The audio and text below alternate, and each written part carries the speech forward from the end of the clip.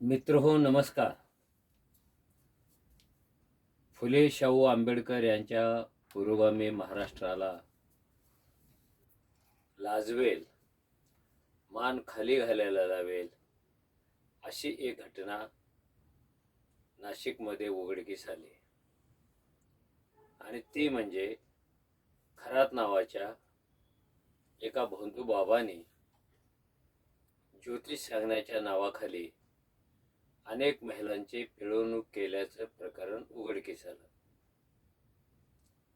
हा जो खरात नावाचा महाराज आहे हा 5 स्टार महाराज आहे आणि अलीकडे बहुतेक महाराज 5 स्टारच होतात, 6 स्टार होतात, कारण त्यांना राजकारण्यांचा पाठिंबा असतो, त्यांच्या मागे सत्ता असते, नेते असतात, कारण तेच या महाराजांच्या पायावर डोकं टेकवण्यासाठी जातात. आता ते का जातात तर ते नेहमी असुरक्षित असतात. आपलं पुढे काय होणार याची त्यांना चिंता असते आणि पुढे काय होणार हे जाणून घेण्यासाठी ही राजकारणातली मंडळी अशा नीच आणि भोंदू बाबांच्या दरबारात शरण जातात. त्याचा एक तोटा असा होतो की एवढी मोठी माणसं जात असतील तर आम्ही का नको असं सामान्य माणसाच्या मनात प्रश्न तयार होतो आणि ते पण अशा महाराजांच्या नादाला लागतात. मी नावं घेत नाही, पण आपले देशातले जेवढे महाराज आहेत त्यांच्या मागे कोणती तरी सत्ता हे आपण रोज पाहत असतो. तर प्रश्न खराच असा, हा खाजगी नेव्हीतून रिटायर झालेला आणि कॅप्टन ज्योतिषाचार्य म्हणून उदय पावलेला एक नीच माणूस, तो महिलांचे प्रश्न सोडवायचा. ते सोडवण्यासाठी त्यांना वारंवार आपल्या दरबारामध्ये बोलवायचा, घरी बोलवायचा, फार्म हाऊसवर बोलवायचा आणि प्रश्नाच्या सोडवणुकीसाठी अनेक अघोरी मार्ग तो सांगायचा. हे अघोरी मार्ग इतके अमानवी आहेत, विकृत आहेत, पण अडचणीत सापडलेल्या महिला आपली कशी तरी सुटका होईल, आपला प्रश्न सुटेल अशी एक धारणा घेऊन त्या महाराजांच्या नादाला लागायच्या. हा महाराज उपाय काय सांगायचा? डोक्यावर पाटी ठेवून मंत्र म्हण, 4 वेळा इकडे, 5 वेळा हे कर, 6 वेळा हा मंत्र म्हण. एवढंच नव्हे तर तो त्यांच्या मागे जागून त्यांच्या अंगावर लगवीच करायचा आणि त्याला हे तीर्थ आहे असं समजायचं.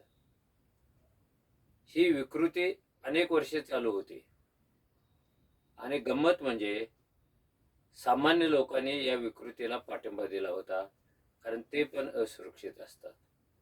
त्यांना पण आपलं भविष्य जाणून घ्यायची इच्छा झालेली असते. मुळात म्हणजे या जगाला आपलं भविष्य कळत नाही, म्हणून हे जग टिकून आहे. जर उद्या एखाद्याला कळलं 7 तारखेला तू मरणार आहेस, तर तोपर्यंत तो कशा अवस्थेत जाईल, तो सगळं उद्ध्वस्त करून टाकेल. कुणाला तरी कळलं तू प्रवासात जाऊ नकोस, तुझा अपघात होणार आहे, तो घर सोडून जाणारच नाही. भविष्य कळत नाही, कारण ते नसतंच, ते सांगता येत नाही, ते तसा दावा कुणी करू नये, म्हणून तर हे जग चाललेलं आहे. भविष्याविषयीचा वेध घेण्याची त्याची भावना मी समजू शकतो, पण ते नेमकं काय आहे हे गणितात आणि चित्रात मांडून दाखवा असं म्हणणं हे वेडेपणाचं आहे आणि ह्या वेडेपणातून हे भोंदू महाराज तयार होतात. आता प्रश्न, वर्षानुवर्षे हिचं काम चालू कसं होतं? याने मुळात आपल्याला भविष्य कळतंय असा दावा केला. भविष्य कळतंय हे जरी खरं मानलं तरी तो प्रश्न निवारणाचा दावा करू लागला. तुमच्या कोणत्याही प्रश्नावर उत्तर सांगू लागला, त्याच्यासाठीचे चमत्कार सांगू लागला, काही तांत्रिक बाबी सांगू लागला आणि अशा अतर्क्य गोष्टी ज्या कोणीच करत नाही तो ह्या लोकांच्याकडून करून घेऊ लागला. त्यासाठीची फी घेऊ लागला, स्वतःची पाद्यपूजा करून घेऊ लागला आणि ह्या पाद्यपूजेच्या मध्ये महाराष्ट्रातले 2 राजकीय नेते सुद्धा अडकले. आता महाराष्ट्रातलेच अडकतात असं समजायचे कारण नाही. देशातले सगळेच राजकीय नेते आपला झटपट काहीतरी फायदा होईल, आपण लवकर वर चढू, सगळ्या पायऱ्या पार पाडू या भावनेने कोणत्याही महाराजांच्या नादाला ते लागलेले असतात. आता नाशिक सारख्या एका मोठ्या शहरामध्ये हे सगळं महाराजांचं काम चालू होतं. पण लोक, फसले गेलेले लोक, महाराजाला घाबरून काही तक्रार करत नव्हते. कारण महाराजांची त्याची सुरक्षा व्यवस्था असते, ती अभेद्य असते. त्याच्याकडेही गुंड असतात, त्याच्याकडेही सत्ताधारी असतात. त्यामुळे हे महाराज वाढत वाढत जातात. त्यांच्या नादाला कोणी लागत नाही आणि आपल्यावर अन्याय झाला तरी सुद्धा कोणी फारसं बोलत नाही. पण शेवटी निसर्ग नियमानुसार प्रत्येक गोष्टीचा एक शेवट जवळ येतोच. तसा या महाराजाचा झाला, खराताचा झाला. खराताच्या विरुद्ध कोणीच आवाज काढत नव्हतं. पण एक पिळली गेलेली, छळली गेलेली, सर्वस्व गमावलेली बाई, आपलं काहीच होत नाही इथे आणि छळ मात्र रोज होतो, या भावनेने पुढे आली. कित्येक महिलांचे अश्लील फोटो काढले गेलेले आहेत. त्यांच्याशी अश्लील चाळे करतानाचे व्हिडिओ आहेत. हे सगळं दाखवून ब्लॅकमेलिंग करून आपल्याला भोग घेण्यासाठी एक महिला वर्ग असायला पाहिजे, या नीच भावनेने हा खराच जगत होता. त्या बाईचं कौतुक करायला पाहिजे की ती पोलिसात तक्रार देण्यासाठी पुढे आली आणि मग ह्याला वाचा फुटली. अन्याय कितीही असला तरी तो एक दिवस त्याला वाचा फुटतेच. तो बोलायला लागतो, तो चालायला लागतो आणि त्याच्या चेहऱ्यावरचे सगळे खरे खोटे पडदे गळून पडतात.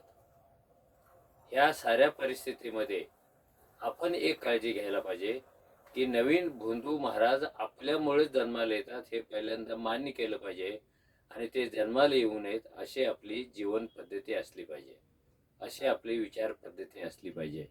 बहुतेक महाराजांच्या बळी ह्या महिलाच मोठ्या प्रमाणात असतात आणि त्याही वर्षानुवर्षे त्याच्या बळी पडत आलेले आहेत. कोणतेही कर्मकांड असो, ज्योतिष असो, चमत्कार असो, भोंदूगिरी असो, त्याच्या पहिल्या बळी महिला असतात. कारण अजूनही या व्यवस्थेमध्ये महिलांची कोंडी होते. त्यांच्या अनेक प्रश्नांची उत्तरे व्यवस्थित मिळत नाहीत. त्यांच्या मार्गात अनेक वेळेला अडचणी येतात. कुटुंबात, कुटुंबाबाहेर त्या अजूनही नीट जीवन जगू शकत नाहीत. हे जीवन नीट व्हावं, संपन्न व्हावं, आनंददायी व्हावं म्हणून त्या कोणत्या ना कोणत्या मार्गाच्या शोधात असतात आणि अशा महिला या भोंदू महाराजांच्या सापळ्यामध्ये अडकतात. मुळात आपल्या महिलाच तिकडे जाणार नाहीत अशी आपली व्यवस्था पाहिजे. पुरुषांनी तिकडे जाता कामा नये अशी आपली मानसिक अवस्था असायला पाहिजे. कारण भविष्य सांगून हे जग कधी घडलेलं नाही आहे. भविष्य सांगून किंवा ऐकून कुणाचा उद्धार झालेला नाही आहे. आपण असे भविष्य सांगणारे चौकात बघतो. कोण पोपटाचा आधार घेतो, कोण पंचांगाचा आधार घेतो, कोण जादू टोण्याचा आधार घेतो, कोण हातावरच्या रेषांचा आधार घेतो आणि भविष्य सांगायला लागतो. ह्या भानगडीतून, ह्या अंधश्रद्धेतून आपण स्वतःला मोकळं करायला पाहिजे. हाताच्या रेषा कसं काय तुमचे भविष्य सांगू शकतात? आणि ज्यांना हातच नाहीत ते आपलं आयुष्य कसं घडवतात? त्यांना रेषा दाखवायला हातच नाहीत ना. ज्या श्रम करणाऱ्या महिला, भांडी धुंडी करणाऱ्या महिला, वेगळी वेगळी केमिकल्स वापरून त्या कपडे धुतात, भांडी धुतात आणि एक दिवस त्यांच्या दोन्ही हातावरच्या रेषाच गायब होतात. म्हणून का तिचं जगणं बंद होत नाही आणि तिच्या रेषा गायब झाल्या म्हणून ती काही संकटात पण सापडत नाही? हे रेषा, हे कपाळ, हे असुरक्षित असणाऱ्या माणसाला, मरणाला घाबरणाऱ्या माणसाला, दुःखाला घाबरणाऱ्या माणसाला, प्रश्नांना घाबरणाऱ्या माणसाला वश करण्याचे एक साधन आहे. पहिल्यांदा आपण अशा सगळ्या गैरसमजातून, अफवातून, अंधश्रद्धातून, चित्रविचित्र कल्पनातून, दैववादातून मोकळं झालं तरच खरात नावाची कोणी नीच व्यक्ती जन्माला येणार नाही आणि कुठल्या महिलांची पिळवणूक सुद्धा होणार नाही. धन्यवाद.